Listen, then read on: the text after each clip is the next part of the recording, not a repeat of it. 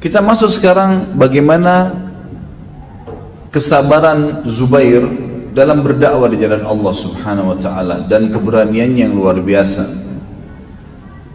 Pernah satu waktu ibunya Sofia, waktu Zubair masih kecil sebelum masuk Islam, itu kalau ibunya lagi tegur sesuatu, ibunya sangat tegas, marah sama dia luar biasa, ya.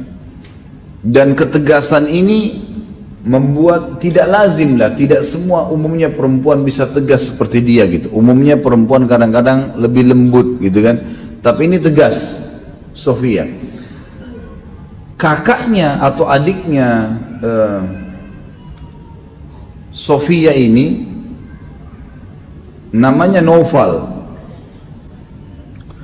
Naufal ini merasa prihatin dengan bagaimana Sofia mendidik anaknya, sampai akhirnya Naufal menasihatin, tapi Sofia nggak mau dengar. Enggak, ini anak saya tahu ini demi kebaikan. Maka Naufal ini orangnya pemberani sekali. Naufal ini terkenal gitu kan di Mekah, seorang tokoh Quraisy. Tapi karena ini saudara perempuannya, dia tidak mau bantah. Maka dia pun berkata, saya laporkan ini kepada suku, kepala suku waktu itu, ya, yang terkenal dari Abduddar, dari suku mereka, nasihatin. Dinasihatin Sofia, lalu Sofia mengatakan, saya cuma mau orang ini, anak ini menjadi tokoh masyarakat dan menjadi pemberani, saya nggak mau jadi pengecut. Tapi nggak disebutin kira-kira masalahnya apa pada saat itu. Lalu kemudian, ya, setelah masuk Islam, Zubair masuk Islam, ternyata yang menyiksa Zubair adalah pamannya Naufal. Naufal ini akhirnya dibenci dengan Zubair, yang tadinya dia waktu Zubair kecil dia bela, sekarang malah dia benci. Dan waktu mendengar Zubair masuk Islam, maka Naufal pun memegang Zubair, kemudian membungkusnya dengan sebuah tikar, lalu membakar api di sekitarnya yang bisa setiap saat membakar Zubair, sambil mengatakan, kau harus meninggalkan agamanya Muhammad, kembali ke kakek moyangmu. Maka dia mengatakan, tidak, kata Zubair, walaupun engkau membakarku, walaupun engkau membakarku.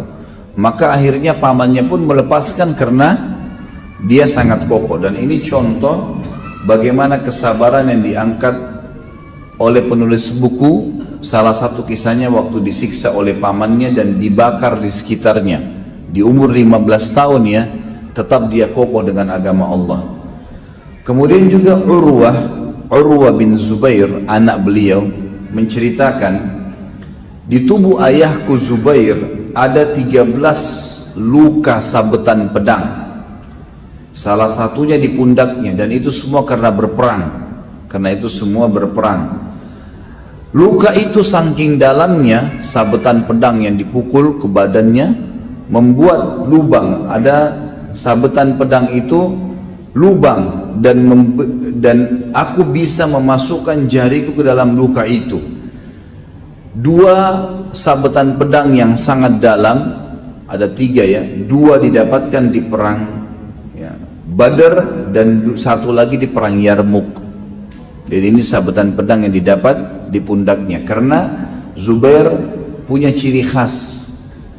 Kalau berperang itu, begitu berhadapan sama musuh, tinggal tunggu instruksi.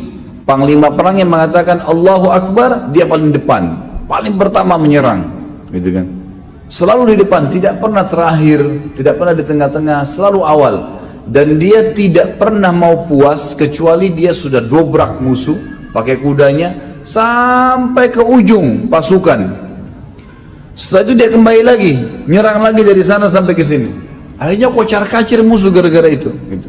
1 orang. Nggak ada orang berperang, kalau orang-orang non muslim ya, mereka tidak kejar namanya mati syahid, mereka tidak tahu namanya mati syahid.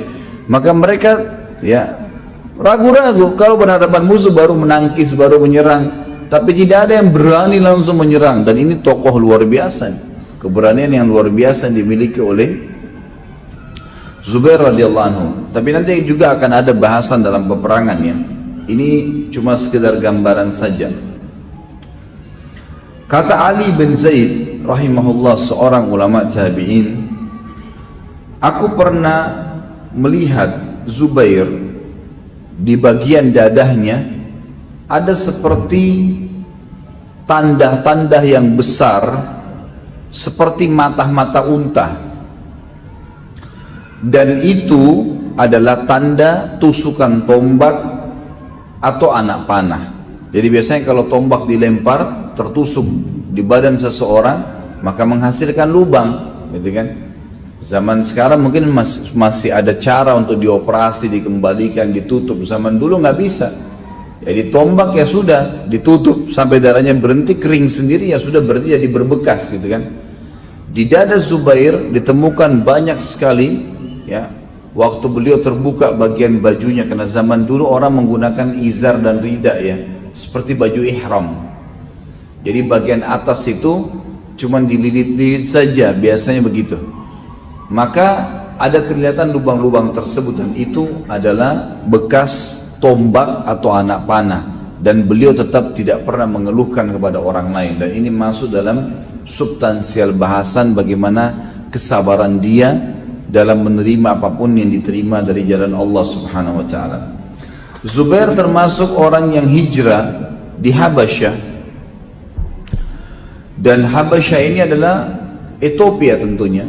Di awal-awal Islam, kaum muslimin banyak disiksa oleh orang-orang kafir Quraisy, sebagaimana kita tahu, sampai Allah Subhanahu wa taala mengizinkan melalui lisan Nabi-Nya Muhammad sallallahu alaihi wasallam untuk hijrah ke Habasyah. Ya, hijrah ke Habasyah. Maka hijrahlah sahabat-sahabat Nabi, dan diantaranya adalah Zubair bin Awam. Dan ini ada fadilah sendiri, karena orang yang hijrah itu punya pahala, ya, hijrah itu ibadah. Dan Zubair termasuk sama dengan Uthman bin Affan, hijrah ke Habasyah dan ke Madinah. Jadi dua pahala hijrah yang mereka dapatkan. Pada saat sahabat tinggal di Ethiopia, di Habasyah ini, Najasyi, raja mereka pada saat itu, yang akhirnya masuk Islam di tangan Ja'far bin Abi Thalib, dan ada hukum sendiri di sini. Najasyi pada saat masuk Islam didengar oleh para pendeta-pendeta dan pastor, dan mereka pada saat itu sudah mengatakan Isa anak Tuhan. Maka mereka pun berusaha menggulingkan Najasyi. Maka Najasyi akhirnya menyembunyikan Islamnya, dan beliau sempat meletakkan di bagian bajunya lembaran Al-Quran dari yang ditulis di atas kulit, dibawa oleh Ja'far lalu ditaruh di dalam dadahnya. Lalu dikumpulin sama dia pastor-pastor semua, sambil dia mengatakan, kenapa kalian mau memerangi saya? Kata mereka, engkau telah berkhianat wahai raja, engkau telah mengubah keyakinan kami bahwasanya Isa itu anak Tuhan, gitu kan. Lalu kata Najasyi, apa yang kalian yakini? Mereka bilang, kami yakin kalau Isa anak Tuhan. Lalu Najasyi pegang dadanya sambil niat untuk memegang Al-Quran tadi, dan dia mengatakan, saya dalam keyakinan ini, gitu kan. Maksudnya Al-Quran ini. Mereka tangkapnya keyakinan seperti yang dipegangi oleh orang-orang Nasrani, karena waktu itu memang dia akan digulingkan, gitu kan. Yang terjadi adalah ada salah satu dari pastor yang ada hadir pada saat itu, sepupunya Najasyi, dan dia tidak terima itu. Dia bilang pasti Najasyi ini dusta, nggak mungkin. Dibentuklah sama dia pasukan untuk memerangi Najasyi. Terjadi perang. Nah, sebelum terjadi perang, kaum muslimin sahabat yang sudah lari dari Mekah waktu itu merasa tentram di Ethiopia karena dikasih makanan, minuman, naungan, mereka bebas beribadah semaunya, gitu kan. Bahkan Najasyi sempat syahadat di tangan Ja'far bin Abi Thalib. Makanya waktu beliau meninggal, Nabi SAW sempat mensolati ghaib Najasyi, karena waktu beliau meninggal sudah tidak ada lagi sahabat di Ethiopia, semua sudah hijrah ke Madinah, gitu kan. Maka Nabi SAW mensolati ghaib, dan ini juga sebuah hukum sendiri, bahwasanya solat ghaib itu dikerjakan bagi orang yang tidak ada, ya, muslimin yang lain mensolatinya. Kalau kita di Indonesia kan meninggal di Surabaya, Jakarta sholat gaib, di Bandung sholat gaib. Ini nggak pernah ada sunnahnya sebenarnya. Satu-satunya riwayat berhubungan dengan sholat gaib adalah sholatnya Nabi SAW untuk Najasyi waktu Najasyi meninggal di sana, karena tidak ada satupun Muslim di sana, sendirian dia. Maka Nabi SAW sholati di Madinah, gitu kan? Itu hukum syar'i yang ada diambil. Tapi ringkas cerita adalah pada saat Najasyi diserang oleh sepupunya sendiri yang juga salah satu pastor membentuk pasukan, terjadi peperangan. Najasyi sempat mengamankan beberapa semua sahabat untuk menyeberang Sungai Nil. Jadi kalau kita lihat Ethiopia itu berada di wilayah Afrika, antara Afrika, Ethiopia dengan Jazirah Arab itu ada Laut Merah, ya. Ada pecahan Sungai Nil di situ. Maka dia pun atau Najasyi menyuruh sahabat-sahabat untuk menyeberang Sungai Nil. Ya, kalau saya tahu sih bukan Sungai Nil, dia menyeberang Laut Merah sebenarnya. Selamatkan diri ke wilayah Yaman di tepi Laut Merah, disuruh tunggu di situ. Maka yang terjadi adalah waktu terjadi peperangan, kata Ummu Salamah radhiyallahu anha yang nanti jadi istri Nabi SAW, Ummul Mukminin, berkata waktu itu kami semua berdoa agar Najasyi diberikan kemenangan, karena kalau Najasyi kalah maka tidak ada lagi tempat bernaung kecuali kembali ke Mekah dan bisa disiksa lagi. Waktu dia bilang kami lagi ragu, khawatir jangan sampai Najasyi yang kalah, karena mereka ini bisa dibunuh nanti. Tapi Najasyi sudah memberikan keamanan untuk menyeberangi Laut Merah. Kata Ummu Salamah, kami pun akhirnya berkata satu sama yang lain, siapa kira-kira yang berani menyeberang laut ini lalu menyaksikan peperangan, melihat siapa yang menang, lalu menginformasikan kepada kami. Semua orang waktu itu diam, tidak ada yang ngomong. Zubair datang mengatakan, saya umurnya 15 tahun waktu itu, saya akan nyeberangin lautan ini dan saya akan saksikan peperangan itu. Kata Ummu Salamah, lalu kemudian ditiupkanlah ya, bantal atau balon gitu kan, yang diletakkan di dalam, lalu dia menyeberang. Lalu Zubair pun menyaksikan peperangan tersebut, dan tidak lama kemudian sementara kami lagi dalam keadaan ragu, Zubair sudah menyeberang kembali dan berteriak sambil mengatakan, berita gembira wahai kaum mukminin, Najasyi telah diberikan kemenangan oleh Allah Subhanahu wa taala. Tapi di sini ada peran Zubair bin Awam yang sangat luar biasa beraninya, karena kalau dia pergi menyaksikan peperangan berarti ada kemungkinan dia kena serangan, gitu kan? Tapi dia berani hadir pada saat itu untuk mendatangkan informasi kepada kaum muslimin, dan ini saya angkat karena memang ditulis dalam buku yang sedang kita bedah. Kita masuk sekarang bagaimana perannya dia dalam kancah peperangan. Dimulai dari perang Badar misalnya. Perang Badar, Zubair bin Awam tampil menggunakan imamah berwarna kuning, dan beliau berada di depan pasukan. Pada saat awal takbir Nabi SAW menyerang, maka dia sudah menyerang orang-orang Quraisy, gitu kan? Bahkan para sahabat sepakat mengatakan kekuatan muslimin ada di 3 orang, Hamzah, Ali, dan Zubair. 3 orang ini luar biasa. Jadi ini ujung tombaknya para penyerang sahabat gitu. Nah, karena beraninya dia, dan selain berani, Zubair bin Awam juga selalu menjaga penampilan yang rapi dan bersih walaupun di kancah peperangan.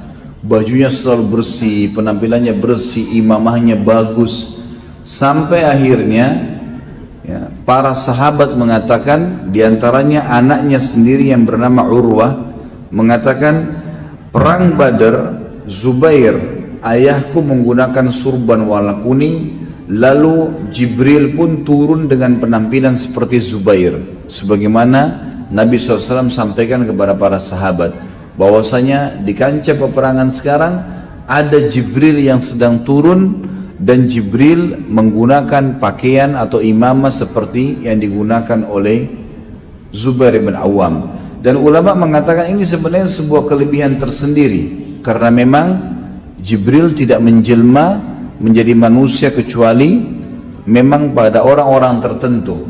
Dan ulama mengatakan ada 2 orang saja yang pernah Jibril menjelma dari kalangan sahabat, Zubair bin Awam di perang Badar, dan juga yang satu lagi siapa?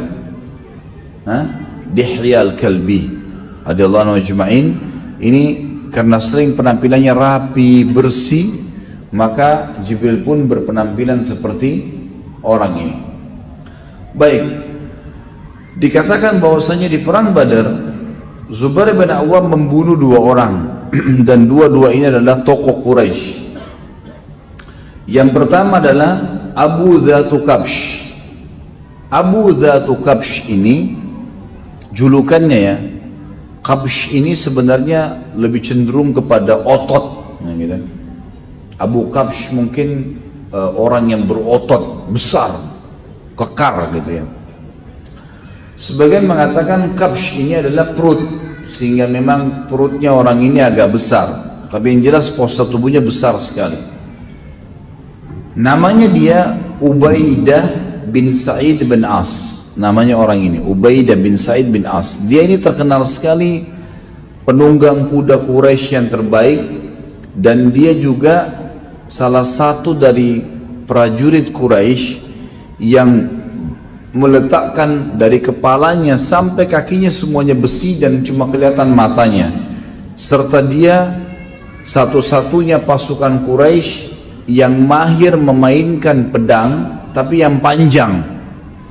Pedang itu disebutkan ya, ukurannya kalau kita sekarang mungkin bisa sampai 5 meter. Pedang yang sangat besar. Jadi bagian depannya pedang, yang dari pegangan tangannya sampai ke bawah itu semuanya besi saja, gitu kan. Jadi sangat panjang pedang itu dipakai, bisa sampai 5 meter panjangnya pedang ini, dan dia sangat mahir. Di kancah peperangan Badar, dia menyiksa kaum muslimin, memukul orang di sini kesakitan, ada yang patah tangannya, ada yang putus, ada yang dibunuh sama dia. Lalu beberapa sahabat mendatangi Nabi SAW mengatakan, ya Rasulullah, ini Abu Dzatu Kabsh ini mengganggu kami nih, berbahaya kalau dibiarkan. Maka Nabi SAW mengutus Zubair, cari Zubair, suruh Zubair hadapin. Zubair pun mengatakan, saya mendekati Dzatu Kabsh ini, dan dia bilang, saya tidak temukan ada celah di mana saya bisa membunuhnya, semuanya besi.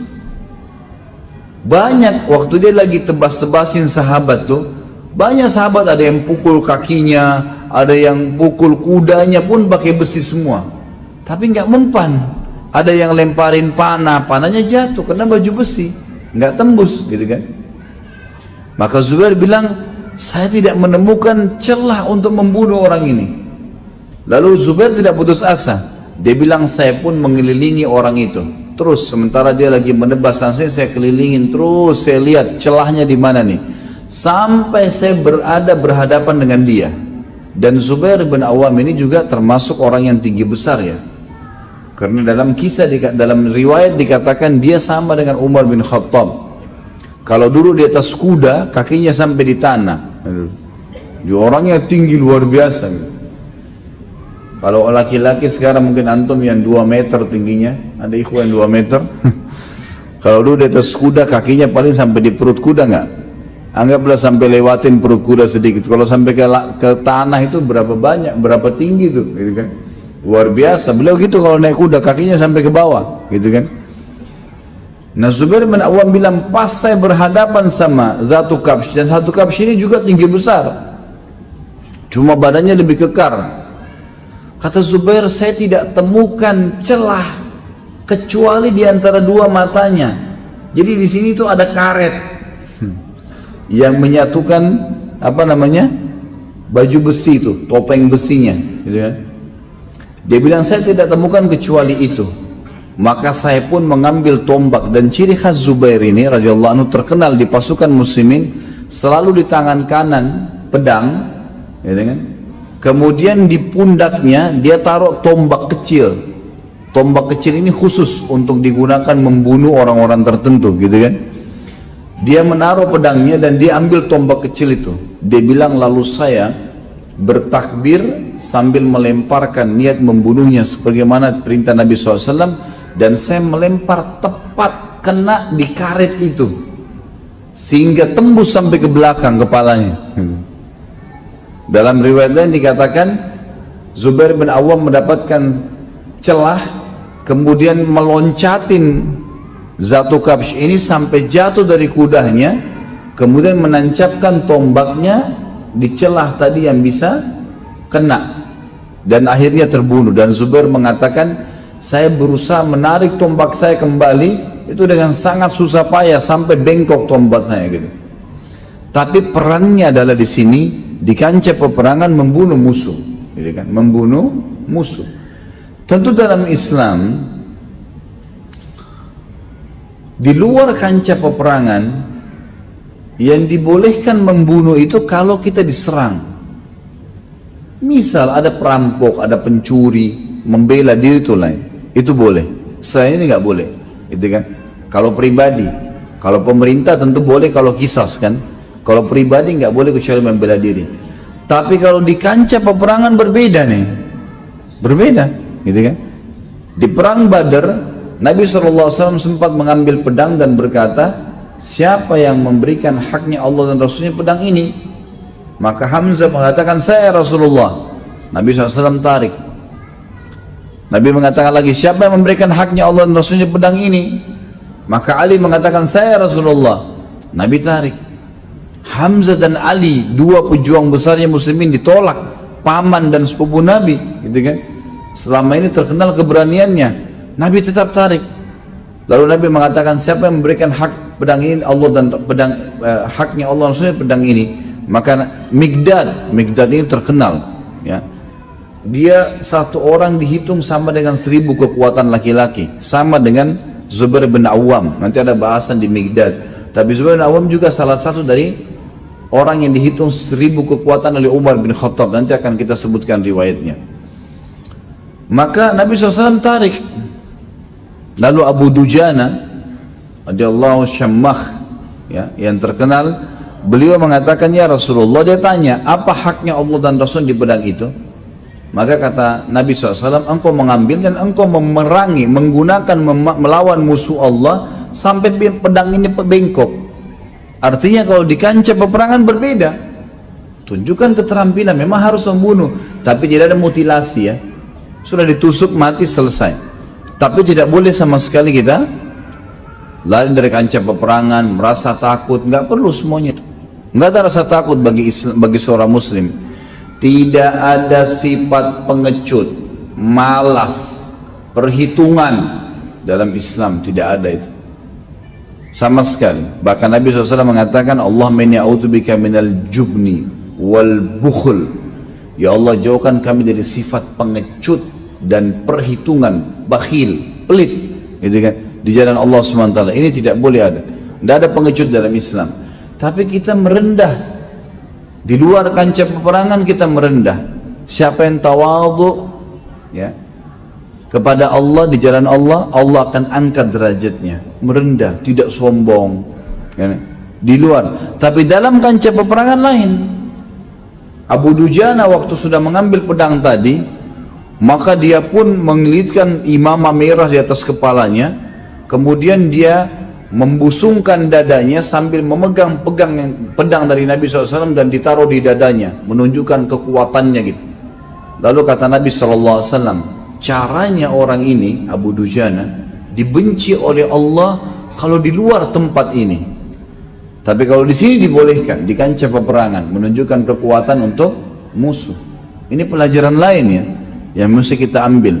Maka Zubair bin Awam dan sahabat-sahabat Nabi yang lain sangat faham masalah ini. Menghadapi musuh tidak boleh tunjukkan kelemahan. Memang mereka harus tunjukkan kemahiran dan memang mencari mati. Karena tujuannya orang masuk medan perang adalah mati syahid. Yang kedua baru menang, gitu kan? Makanya para mujahidin tidak pernah kenal namanya kalah. Kita menang atau mati syahid. Kalau mati pun semua terbunuh, tidak ada kekalahan, itu menang malah. Itu kemenangan yang pertama dicari. Mati syahid semua masuk surga tanpa hisab, dan banyak kelebihan orang-orang yang mati syahid, gitu.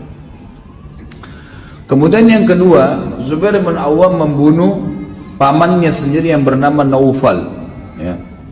Ini mohon maaf tadi saya keliru ya, bukan Naufal ini bukan pamannya dari ibunya. Sofia kan tante Nabi.